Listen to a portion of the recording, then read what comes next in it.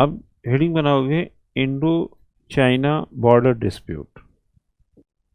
देखो, the Indo China border is 2640 miles,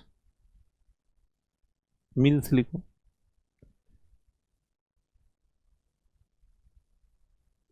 long. 2640 लिखो, भारत चीन सीमा 2640 मील लंबी है। इसको ले जाओगे तो 4000 किलोमीटर के आसपास पड़ेगा ये। Which is divided into 3 region, जिसे 3 क्षेत्रों में, 3 क्षेत्र लिखो, वेस्टर्न पश्चिमी, 3 क्षेत्र में, एक है पश्चिमी, दूसरा सेंट्रल मध्य, तीसरा ईस्टर्न में विभाजित है।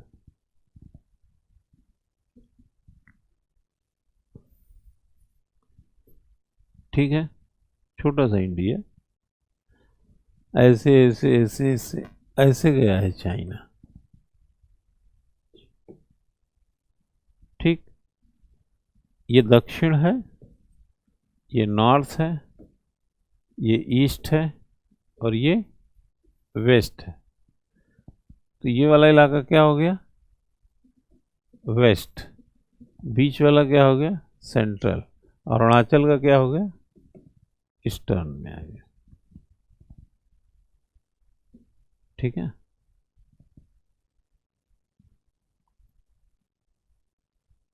हाँ समझ में?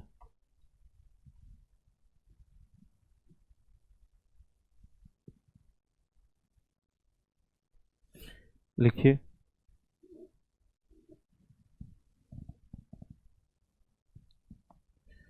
China does not recognise this border.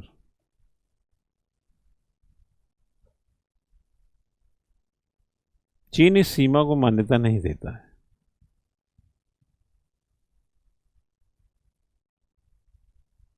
ठीक है ना।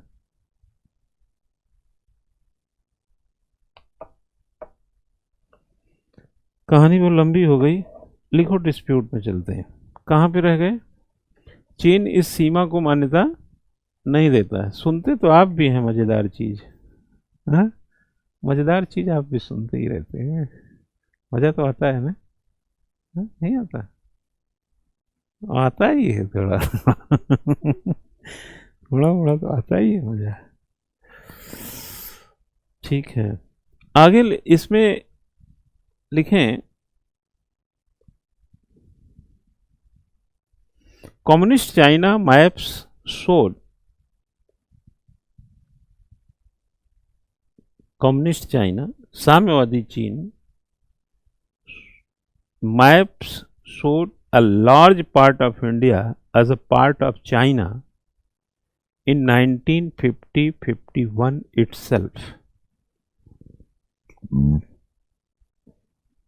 Part of China, large part of India as a part of China in 1950-51 itself. साम्यवादी चीन के नक्शे में 1950 में ही भारत के एक बड़े भाग को चीन का भाग दिखाया गया। ठीक है ना, तब भी आंख नहीं खुली थी, समझ जाना चाहिए ना। लिखो, लाइन बदल के लिखना।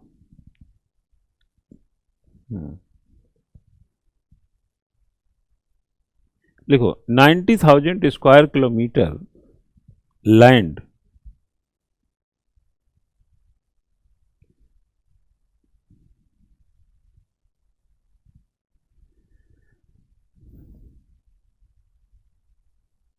Acquired by China.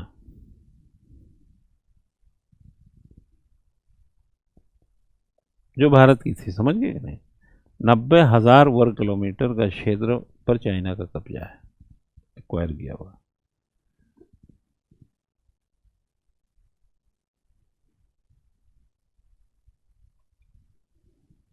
लिखें, आगे लिखिए, फिर से लाइन बदलिए। Tensions increased both due to infiltration of the Indian border by China,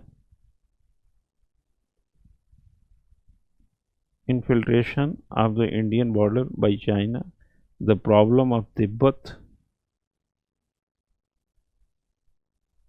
which can be seen in the Indo-China War of 1962.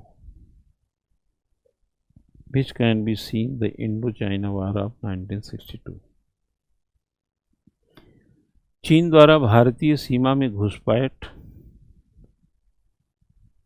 और तिब्बत समस्या के कारण दोनों में तनाव बढ़ा। आपने देखा नहीं कि तिब्बत की समस्या को भारत पहले बढ़ाया फिर तनाव लिया, क्यों? पहले समस्या को बढ़ा दिया फिर तनाव ले रहा है।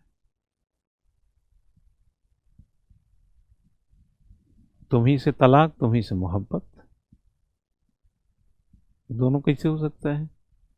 जब तुमको तिब्बत से लगाव था तो स्टेप वही लेना चाहिए था ना। यहाँ तो हमको समझ में आता, पता नहीं नेहरू के दिमाग में कौन सा पत्थर पड़ा हुआ था। इस मामले में तो नेहरू पता नहीं क्यों स्टेप ले लीजिए।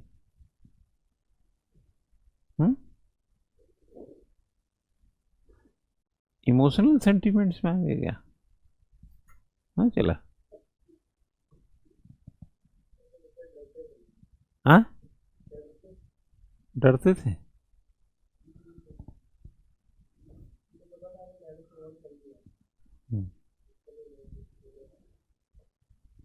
क्या भय खाते थे हम लोग चीन से?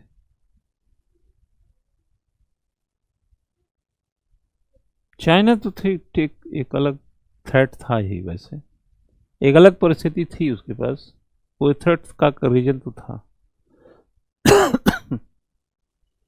हमें लगता है कि नेहरू जी को लगा होगा कि यार एक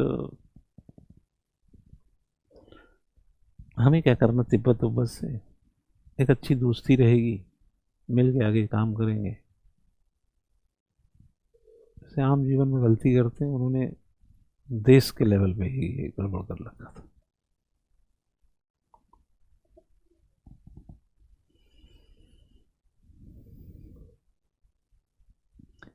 तनाव बढ़ा जिसका परिणाम 1962 का भारत चीन युद्ध देखा जा सकता है।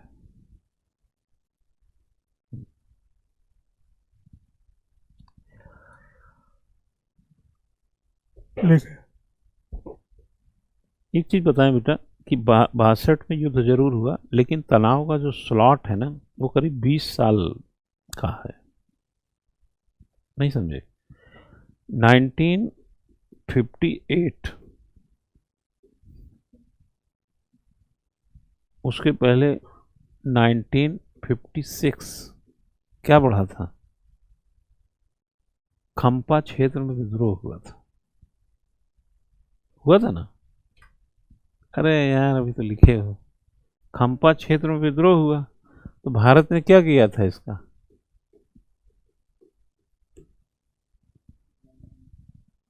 नहीं, दलाई लामा को दिया, लेकिन खंपा क्षेत्र के विद्रोह का क्या किया था उसने? सपोर्ट किया था। सपोर्ट से लेकर के क्या हो रहा, इस वजह से हुआ क्या? हाँ ऐसे भी हो सकता है, इससे भी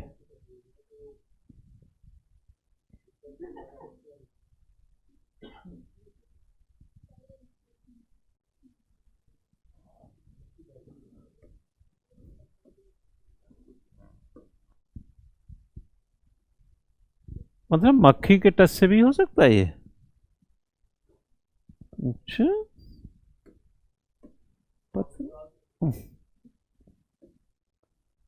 ठीक है, तो 1956 से लेकर 1977 करीब देखें कि 20 से 21 साल दोनों के बीच में जो तनाव था वो चरम पर था, युद्ध से पहले और काफ़ी समय तक युद्ध के बाद, यही एक लाइन लिखना है आपको। यहाँ पे लिखिएगा, the period of tension between India and China can be seen, the tension of the period of tension between India and China can be seen from 1956 to 1977। Bharat और चीन के बीच तनाव का काल 1956 से 1970 तक उच्च स्तर पर था। आप लिखना है तो हाई टेंशन लिख सकते हैं।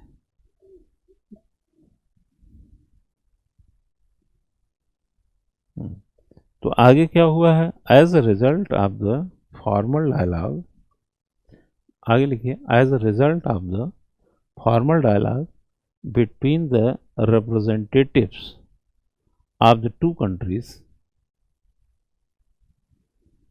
as a result of the formal dialogue between the representatives of the two countries,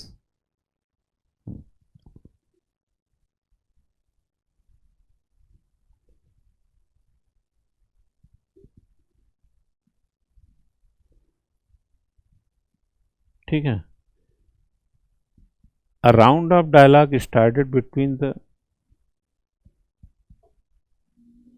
a round of the dialogue started between the two which continue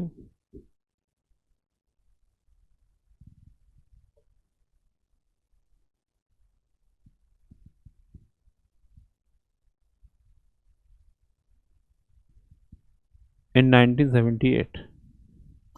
1978 में दोनों देश के बीच वार्ता शुरू हुआ, परिणाम स्वरूप संवाद का दौर प्रारंभ हुआ। But today is not free for tension, मगर आज भी तनाव से मुक्त नहीं है ना, आज भी तनाव से मुक्त नहीं है।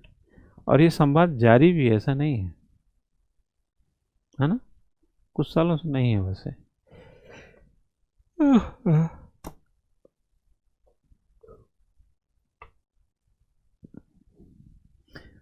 विवाद के क्षेत्र एक हेडिंग बनाए तो विवाद के क्षेत्र लिखिएगा, area of dispute, dispute area लिख सकते हैं, डिस्प्यूट्स एरिया, विवाद का क्षेत्र कहाँ पर है। पहला लिखिए वेस्टर्न रीजन,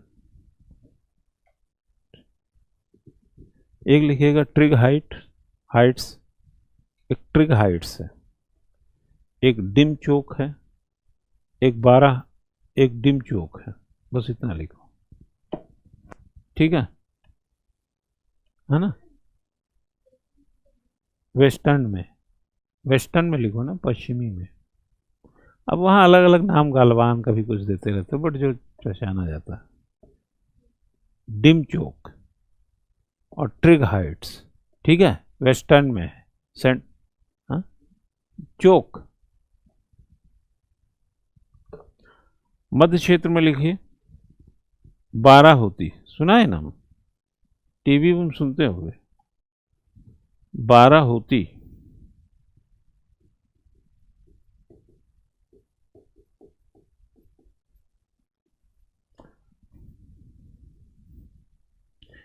सेंट्रल रीजन में।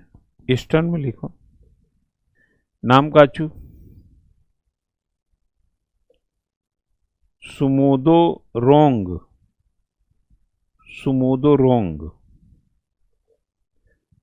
चेंटजे, सब चाइना नाम नहीं लगते हैं, बदल देना चाहिए ना, हैं? सुरेश रमेश रख देते। असाफिला, लोंगियो,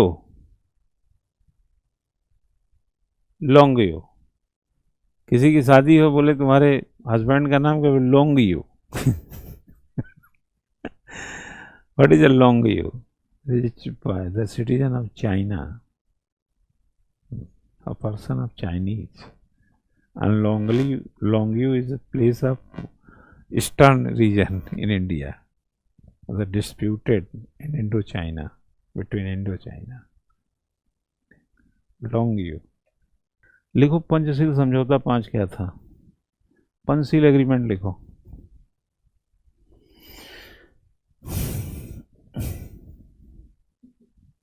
पंचशील एग्रीमेंट लिखिए। To respect each others sovereignty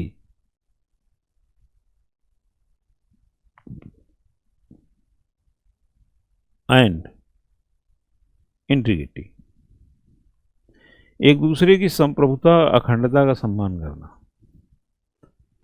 आगे लिखो, डिटरेंस, क्या बोलेंगे इसको?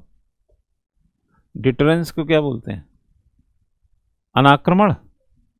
लिखो अनाक्रमण, दूसरा था अनाक्रमण का मतलब ना समझ में आया तो लिख दो एक दूसरे पर आक्रमण नहीं करना। है ना बच्चा? एक दूसरे पर आक्रमण नहीं करना। तीसरा, not to interfere in each others internal affairs, each other internal affairs.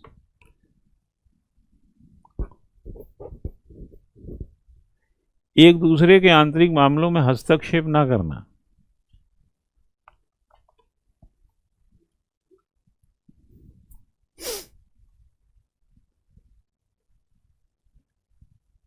Equality and mutual benefit, समानता और पारस्परिक लाभ।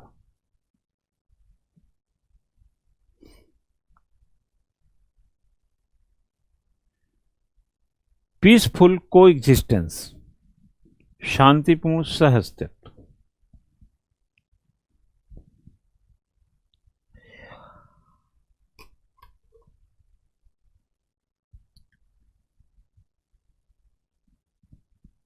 को एग्जिस्टेंस, हम तुम पे मरते हैं और तुम तिब्बत में मरते हो। भारत और चाइना के बीच में शुरुआती समय की मित्रता जो थी वह इस तरीके की थी कि हम तुम पे मरते हैं, यानी इंडिया चाइना पे मरता है और चाइना तिब्बत पर मरता है ना। तुम मुझे न चाहो तो कोई बात नहीं, तुम कोई और को चाहोगे तो मुश्किल होगी किसी और को। तो चीन ने किसको चाहा? तिब्बत को। भारत को थोड़ा मुश्किल होनी चाहिए थी ना। अच्छा आप मुझे बताइए, जब 29 अक्टूबर 1952 को, है ना, आपने शत्रुता की शुरुआत कब कर ली? शत्रुता की आपने शुरुआत तब कर ली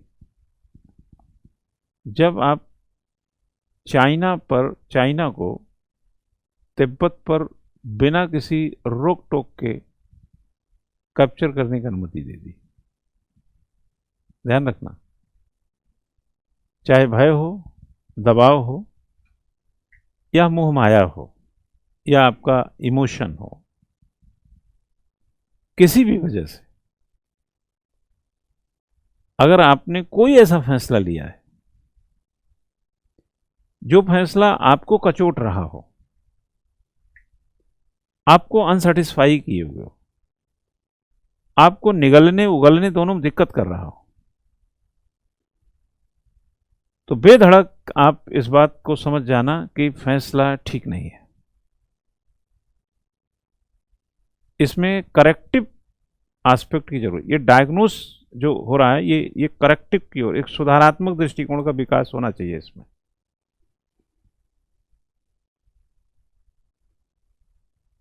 चीन और भारत का तिब्बत, यानी भारत और चीन का ही, भारत और चीन का तिब्बत पे जो भारत का दृष्टिकोण था,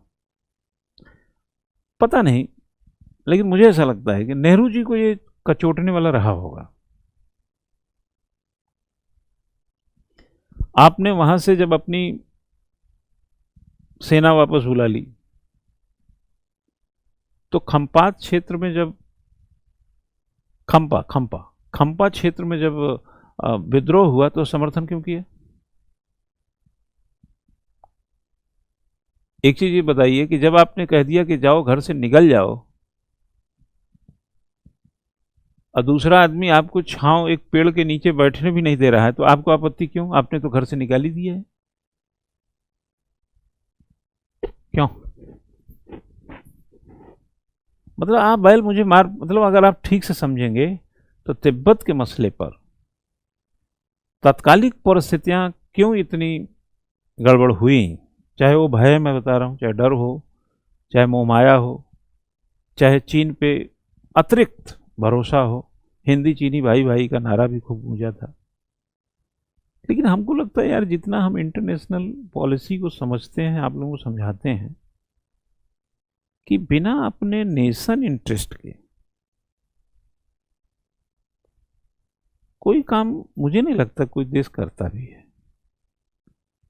हमारा इंटरेस्ट पहले है। दुनिया कहीं पर हो, कितनी बड़ी हो, भाई अमेरिका हो या कोई भी देश हो, हम इमोशनल होकर कोई ऐसा थोड़ी काम करने जाएंगे जिससे हम बीच राह पर खड़े रहें। इमोशन लेस और इंटरेस्ट अप, या कहें सर्वोपरि। तो उस समय पता नहीं क्यों अपना इंटरेस्ट कैसे उन्होंने लफड़े में डाल दिया। एक तरफ चाइना से इतनी जबरदस्त दोस्ती, पंचशील समझौता, हिंदी चीनी भाई भाई, और तिब्बत को एक प्रकार से सीधे हाथ से दे देना, वहां से सेना वापस बुला लेना, खंपा क्षेत्र के विद्रोह का समर्थन कर देना। भाई जब आपने सब हटी गए थे तो विद्रोह का समर्थन, ये चाइना को मैसेज किया जा रहा है कि भारत इसमें अभी दखल दे रहा है। एक प्रकार से चाइना की सोवर्निटी का एरिया हो गया ना तिब्बत, तो उसकी संप्रभुता कायम हो गई ना। अब संप्रभु क्षेत्र में अगर कोई विद्रोह हो रहा है और आप उस विद्रोह के साथ हैं, तो वह देश आपको दुश्मन समझेगा। और जब दलाई लामा निकले तो शरण आपने दिया। तो यह जो स्थिति बनी 59 आते आते, जो 62 वार में चेंज हो गई, यह स्थिति मुझे ऐसा लगता है यार कि मतलब बिगड़ने से रोका जा सकता था। लेकिन हमको लगता है कि नेहरू जी सही को सही रहे होंगे, बट गलत को गलत नहीं कह पाए। ध्यान रखना मैंने क्या बोला था। कभी कभी आप सही होते हैं पर चुप रहते हैं, तो गलत को मौका देते हैं। तिब्बत के मामले में नेहरू जी केवल चुप नहीं थे, बल्कि कुछ ऐसे स्टेप भी लिए जो आज इतिहास में एक भूल की तौर पे है। अपराध के तौर पे, गलती के तौर पर नहीं कहा जाना चाहिए, भूल के तौर पे कहा जाए तो ज़्यादा सार्थक होगा, क्योंकि वहाँ की परिस्थितियों को आज हम नहीं उठा के ला सकते। और उस भूल को जब उन्होंने सुधारने का भी प्रयास किया, जैसे खंपा क्षेत्र में हुए विद्रोह का तिब्बतियों का समर्थन करना, यानी विद्रोहियों का, चीन को नागवार गुजरेगा। दलाई लामा को भारत में शरण देना, 100% उसको नागवार गुजरेगा। और कहा भी था, क्या वर्ड इस्तेमाल किया? शत्रु शब्द का इस्तेमाल कर चुका वो चीन। हॉस्टाइल वर्ड कुछ ऐसा कुछ बोला ना उसने, शत्रु शब्द बोल चुका था। और शत्रु की भावना जब अंदर व्याप्त हो जाए तो भले ही मित्रता हो, लेकिन शत्रुता बड़ी प्रभावी होती है, क्योंकि निगेटिव चीजें बड़ी तेजी से आगे बढ़ती हैं। और उसका नतीजा 1962 का वार था। और हमें लगता है कि नेहरू जी की 1964 में जो मृत्यु हुई, उसमें 1962 के वार का बड़ा योगदान है।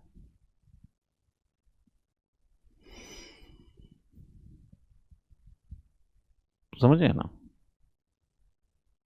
ये एक बहुत बड़ी मिस्टेक समझी जा सकती है। बट उनको उतना ही समझिए जितना कहा जा रहा है, इससे ज़्यादा समझेंगे तो ठीक नहीं है, क्योंकि कोई भी व्यक्ति बच्चा किसी भी कालखंड में, इतिहास इस बात का गवाह है कि लोकतांत्रिक देशों में, खासतौर से डेमोक्रेटिक कंट्री में और इंडियन कॉन्टेस्ट में बात किया जाए तो नेहरू से लेकर मोदी शासन तक सत्ता का देखो वर्चस्व और एक प्रकार से जो हुकार होती है वो सर चढ़ के बोलती है, इसमें कोई दुविधा नहीं है। आपके अभी 1-2 लाख रुपया आप महीना कमाने लगिए, आपकी चाल बदल जाती है।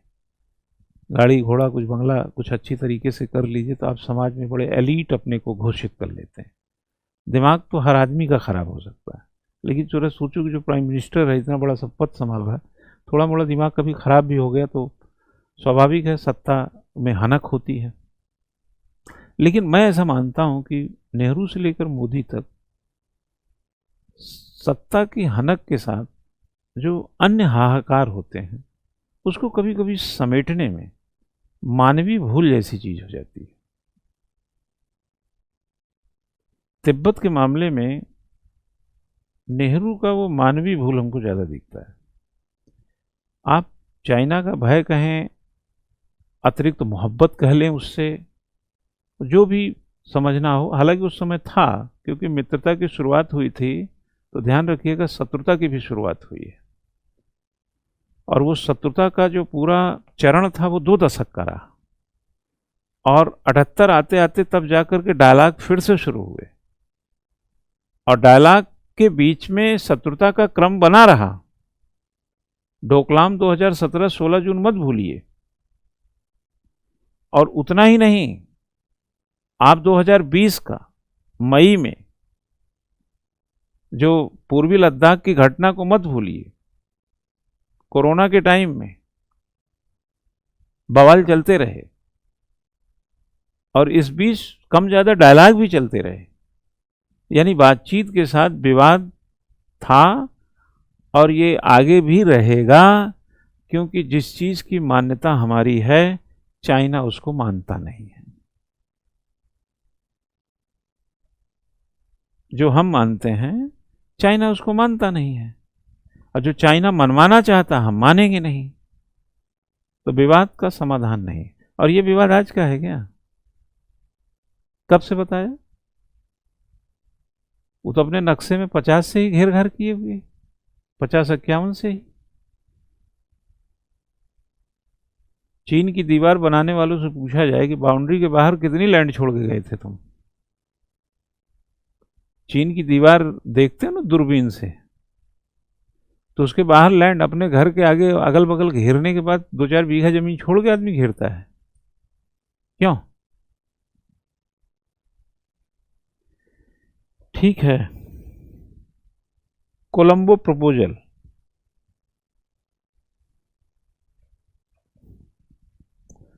कल करा देंगे अब, कल कराएंगे। कोलंबो प्रपोजल है, फिर पाकिस्तान सपोर्ट्स टू चाइना, ऐसे चलेगा अभी।